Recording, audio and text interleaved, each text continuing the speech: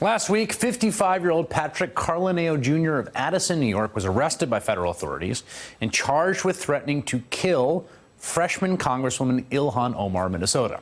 The charge stems from a call that Carlineo made to her office in which he asked a staffer, quote, "Do you work for the Muslim Brotherhood? Why are you working for her? She's an effing terrorist. I'll put a bullet in her effing skull."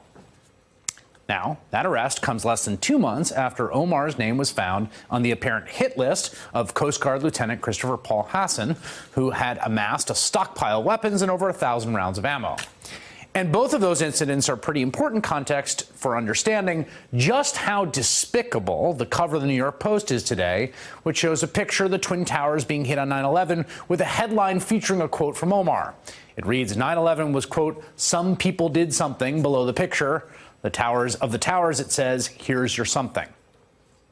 Omar's putative infraction, on which the cover is based, comes from a short clip of the Congresswoman taken abusively out of context from a speech she gave in California last month. The 15-second video being circulated of her speech has been viewed over 2 million times. CARE was founded after 9/11 because they recognized that some people did something and that all of us were starting to lose access to our civil liberties. CARE is an organization that advocates for the civil rights of American Muslims.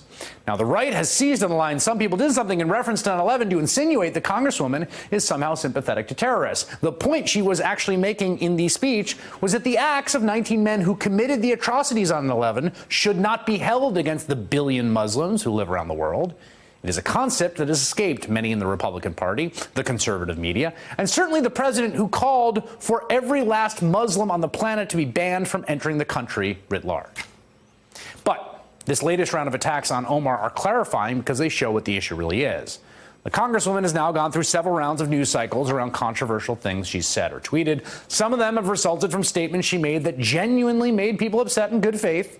For example, her since-deleted tweet about the Benjamins that glibly flirted with anti-Semitic notions about Jewish people and money, and a speech in which she said, quote, "I want to talk about the political influence in this country that says it is okay for people to push for allegiance to a foreign country."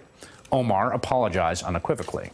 But that has not stopped her critics from continuing to target her with unrelenting bile. This week, she called Stephen Miller, one of the president's advisors, a white nationalist. A lot of people agree with that, but Republican Congressman Lee Zeldin responded with something of a non sequitur, saying, "During my time in Congress before Ilhan Omar got here, I didn't once witness another member target Jewish people like this with the name-calling and other personal attacks."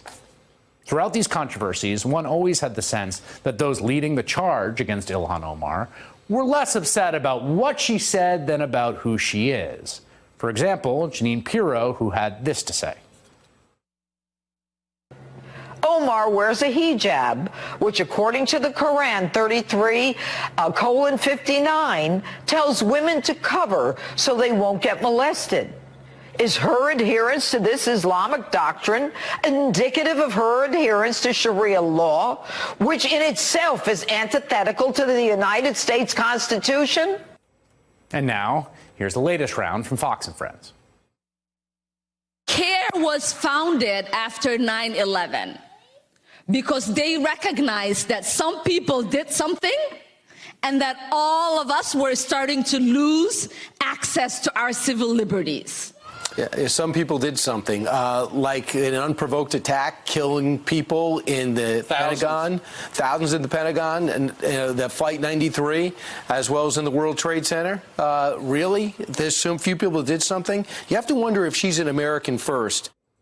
You have to wonder if she's American first.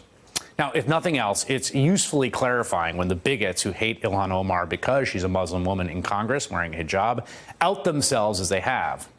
What they've shown us about themselves is next.